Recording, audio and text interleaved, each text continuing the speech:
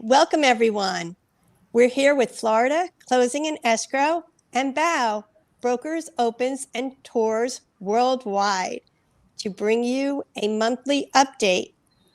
Today, our topic is the As Is timeline updates, and we want to help you with your success, structuring deals to close, and also with legal experts included in our services.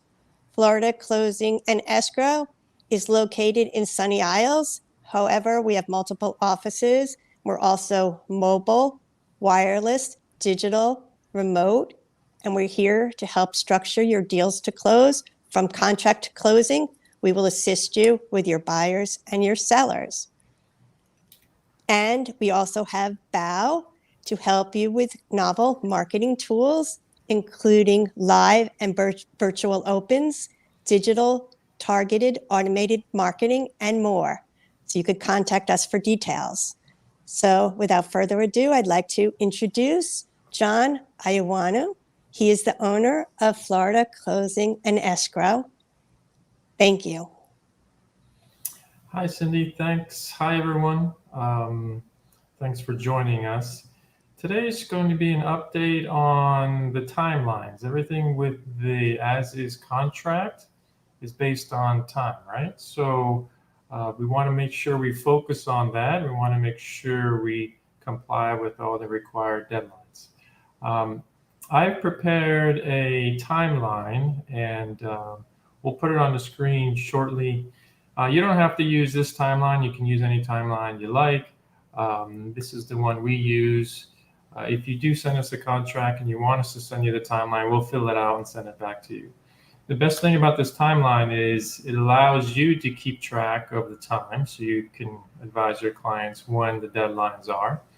But it's also good to fill out and send to the client themselves so they're aware of the deadlines and they can make use of when the first deposit is due, when the second deposit is due, or when they need to get the inspection. So it's good for both, because you don't want to end up with a situation where, and this has happened, where a buyer will contact the realtor and say, hey, the inspection deadline was yesterday, it's passed, how come you never told me? And so now there's an issue there, and that you're definitely going to want to avoid. So it's best to prepare a timeline for yourself and also for your client. Okay, so the timeline is up, which is great. And we're going to go through this. And if you have any questions, you can post them or let Cindy know. We can answer them either now or we can answer them next time on our next broadcast. So basically, our information is at the top. That's me. That's where we're located, in Sunny Isles Beach. We're actually the only title company in Sunny Isles Beach. So if you need us, we're there. Our contact information, phone numbers, my email. Also, if you can't reach me, we have another attorney, Anthony Bowles, in the office who can assist us. So let's get to the timeline. You'll see at the top, you can fill in the buyer information, seller information, and address. Obviously, there's two choices, cash or financing.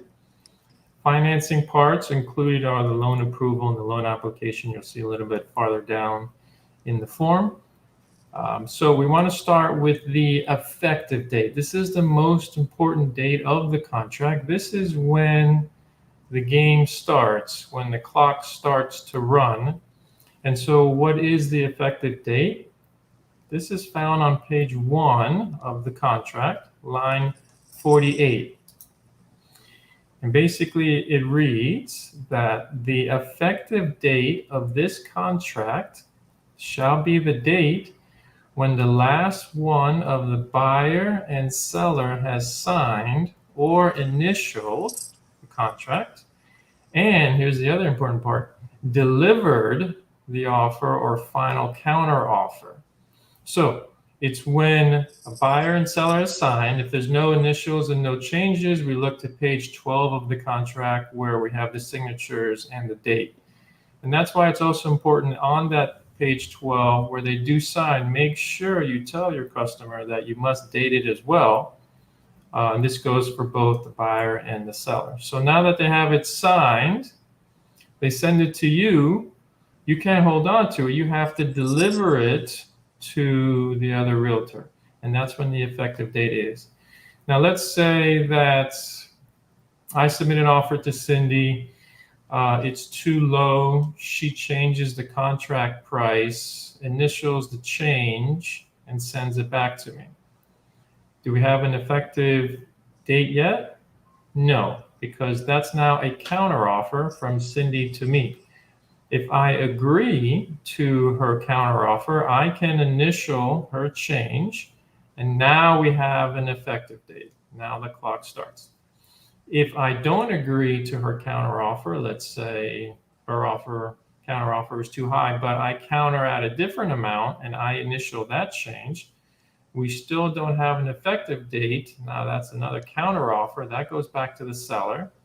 And then the seller needs to initial that. Once the seller initials that, and that could be any change. It could be any part of the contract that's changed. It doesn't just have to be the purchase price. It could be the deposit, or when certain dates are due, when the inspection period ends or whatnot. So any change to the contract, if there's any change, it must be initialed and counter initialed by the other party. And that's when the effective date is. Next, we go to the first requirement or deadline of the contract, and that's on page 1, line 28, and that's the first deposit due. And basically that says that on line 30, there's 2 boxes. You can check a company's offer. I don't recommend that. That has issues with it, with submitting it to the escrow company, having it clear, and then sending an escrow letter, and they have to open up a file. And if they don't accept the offer, they have to wait 7 to 10 days to send it back. So I don't recommend checking the first box, a company's offer. Check the second box that says is to be made within, and if it's blank, 3 days from the effective date. So now, how do we start counting days? What does that mean, 3 days? Do we start from the effective date? Do we start from the day after? Do we include weekends?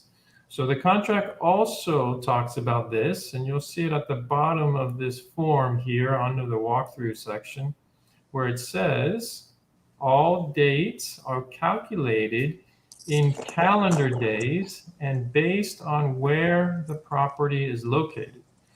So if you have a customer or client that's in China or Australia, it's not when their day is, because there are obviously different time zones.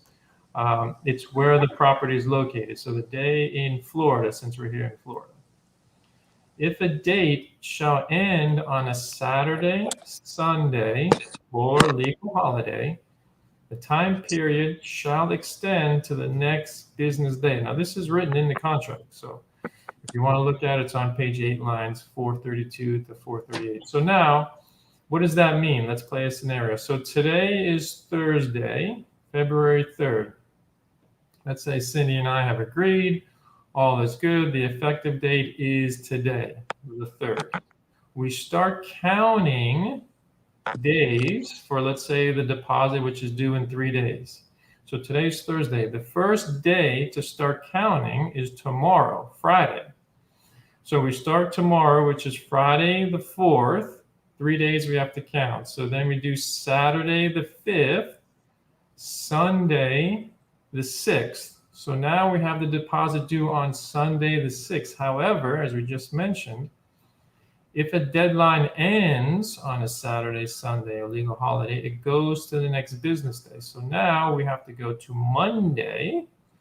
And now Monday is when the deposit is due, February 7th. Okay? So be mindful of when it ends. Also, the reverse of that is true. It can start, we can have an agreement, and we can have an effective date start on a Saturday, Sunday, or legal holiday. So if Cindy and I agree over the weekend that, okay, the contract is good, we both sign, the effective date is Saturday, February 5th, we start counting Sunday, February 6th is day 1, right? Okay, so that's how we start counting calendar days and effective days and things like that. So we go back up to the timeline. So the first deposit is due if you leave it blank within 3 days. So we just discussed how to do that. Also, I get questions about how much of a deposit should we put. Completely up to you. It's a crazy seller's market now, so you can't have $1 million offer with $1,000 deposit. 5%, somewhere around there. 10%, I'd say, is the highest. Don't ever go over 10%. That's a lot. But I guess I can't say never. If the seller wants maybe a 15 or 20% deposit, and you have a client that's willing to do that, fine. It's just the issue is if there does become a problem, something happens, there is a default of one party for whatever reason, that deposit becomes at risk. So obviously, the lesser amount of the deposit, the better for the buyer regarding risk. They don't lose as much, worst case scenario. But if you do have to make your offer strong, obviously a higher deposit is better. Now, if you're nervous about putting too much of a deposit at first, the customer can put a lower deposit as the first deposit and follow up 10 days later or 15 days later, maybe after the inspection period, putting a larger second deposit. I've seen that. Both are good. There's no right or wrong answer there. So whatever you think will get the seller to sign that offer. Next deadline, and this is the big one, is the closing date. You'll see that on page 2, line 53 of the new contract. It was on the bottom of page 1 in the old contract, but obviously this is the new contract. So it's at the top of page 2. And basically the line says that the closing shall occur on, and this is line 53 of the contract, and it's blank. And then it says closing date in parentheses at the time established by the closing agent. So there's a couple of things we can talk about here. What date should you put there? It depends on if it's cash or financing. If it's cash, we can have a title search ready within a week. What takes time is the lien search with the cities. They're backed up. Obviously, it's real busy now. Some of them are short-staffed, COVID issues, and things like that. So I recommend not putting less than 2 weeks if it is a cash deal. 3 weeks is good, or you could always put on or before 21 days or 15 days from effective date for cash. I don't recommend putting an actual day. Let's say you're a realtor and you're preparing the contract today, and you're thinking, okay, we can be ready in 2 weeks, so I'm going to put 2 weeks from today. And you're going to put an actual date there, let's say February 17th. The issue with that is that, let's say, as Cindy and I were negotiating, that took several days to do, and maybe even took a week to do. So now if you have a closing date of February 17th and we have an effective date of February 10th, now you've just shortened that time period and put your buyer under a lot of stress for closing in 7 days. So you don't want to do that. So if you can, put the wording on or before 21 days from effective date. And if it's a loan, I recommend putting on or before 45 days from effective date. Lenders now are super busy too. Lenders normally can be ready in that time frame, but what the problem is when they require documents from a borrower, let's say they need tax returns or things like that, and the borrower is late or is delayed in responding, that extends their time period out as well. So some mortgage brokers will say, yeah, we can do it in 30 days. They can, but that's in a perfect world when they have all the documents ready and they can submit to underwriting and they can get all that stuff pushed through. But sometimes, as I mentioned, things are delayed. So 30 days for an effective date for a financing contingency is tight. As I mentioned, I recommend 45 days. Okay. So the next deadline on our chart here is loan approval if it is financing. So we go to page 2 of the contract and we go to line 89.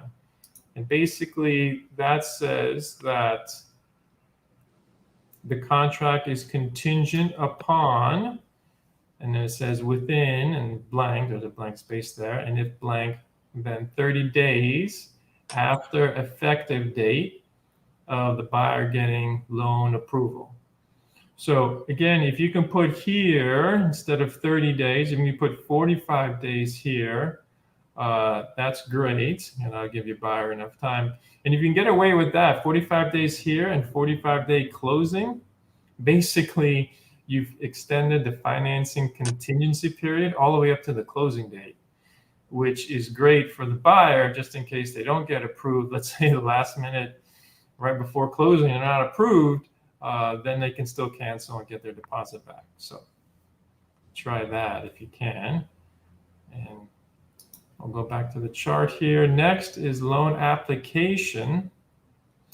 Basically, that's on page 2, line 97. It says that the buyer shall make application for financing within, if blank, 5 days after the effective date, and use good faith and diligent effort to obtain approval of a loan. So basically what this is saying is the borrower or the buyer, they can't wait till a week before closing to try and get financing and then say, oh, I couldn't get financing and I can cancel and get my deposit back. No, the requirement is in the contract that they need to apply to a lender within 5 days after the effective date.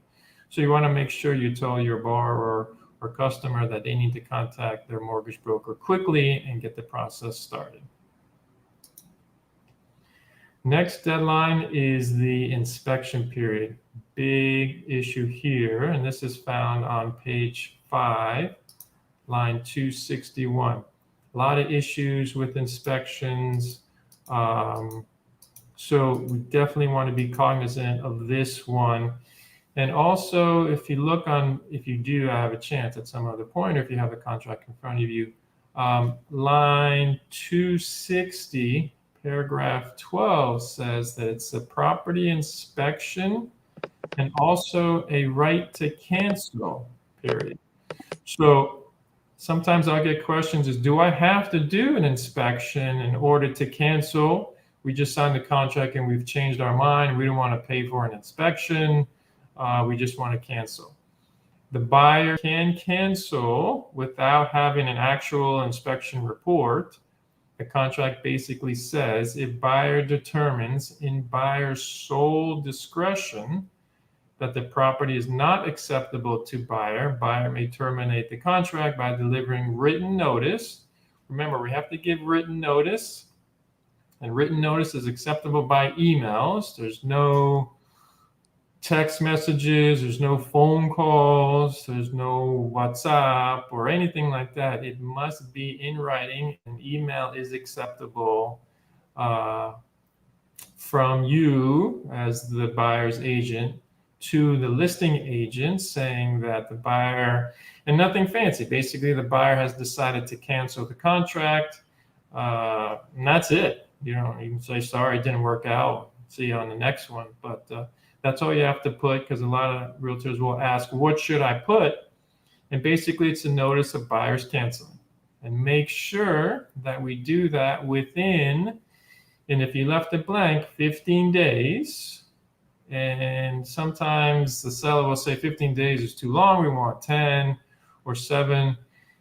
I get it, it's a seller's market, so you do have to be competitive. Be very careful, make sure you have your inspector lined up and ready to go. Inspectors now are also busy and they're hard to get a hold of.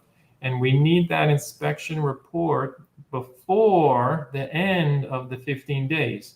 We can't do the inspection on the 15th day and say, okay, we did the inspection. We need the report back before the 15th day, because by the 15th day is when we can cancel. On day 16, that day has passed, your right to cancel will be waived and the deposit will be at risk. So we have to be careful regarding the inspection period date. Next, we're going to go back to the chart and look at the walkthrough. Okay, so this is important too. The borrower, the buyer, is entitled to do a walkthrough. You'll see that on page 5, line 275 of the contract. And basically it says there walkthrough, inspection, re-inspection on the day prior to closing date or on the closing date. So what some people will do is they'll schedule the walkthrough the morning of the closing day, and then in the afternoon they'll come to our office and they'll sign their papers. Perfect, no problem there. But buyers can also do the inspection the day before. Maybe they're not available. Maybe they're signing remotely, which is also available to buyers. If it's a cash deal, they can sign electronically anywhere in the world. They don't have to be here for closing. Sellers also don't have to be here for closing. They can sign remotely with a remote online notary, or they can use a notary wherever they are if they're in the United States. So there's a lot of options for closings. Not too many people come to the closing dates. Our offices are quiet during closing days, but we're still very busy. But there's different options for closing. So basically, the walkthrough can be done the day before or the day of, and I highly recommend doing it for so many reasons. Don't skip the walkthrough. I know some realtors will say, well, we did it when we first saw the property, everything looked great. We don't have to do a walkthrough. Big issues with that. Number one, if there's an inventory list, if there's supposed to be furniture left behind, you want to make sure you go through it and make sure all that's left there. If there was a tenant, you want to make sure that the tenant has left, because if the tenant is still there on the closing day, now that tenant is your tenant, is the buyer's tenant. And the new owner takes subject to the lease. And if you have to try and evict them, it's now the new buyer's responsibility of eviction, not the seller's. So you definitely want to make sure the tenant is out. You want to make sure also there was no damage when the movers came in, and you want to make sure that there's no holes in the walls. Also want to make sure that the refrigerators and things are still there. All the appliances are to be included in the contract. They're still there. No issues with leaks or anything. Maybe something happened that was not planned for. So inspections, big issues. Make sure you do the walkthrough the day of, the day before closing. Okay, so those are the big issues. Now, we also get questions about what else should I be doing as a realtor? What else should I be telling my buyer to get ready for closing? Number one, give them an inspector if they need one, but tell them they need to do the inspection if there is an inspection done. You can, if you know a really good one, you can give them one. If you don't, you should give them 2 or 3 for them to choose from. Also, if there is an association, if it's part of a condominium or a homeowners association, you want to make sure you get the application from the association. If there is a condo approval or homeowner association approval required, we as a title company need that before closing. We cannot close without it. So the application must be obtained, and they have to do so within 5 days from the effective date.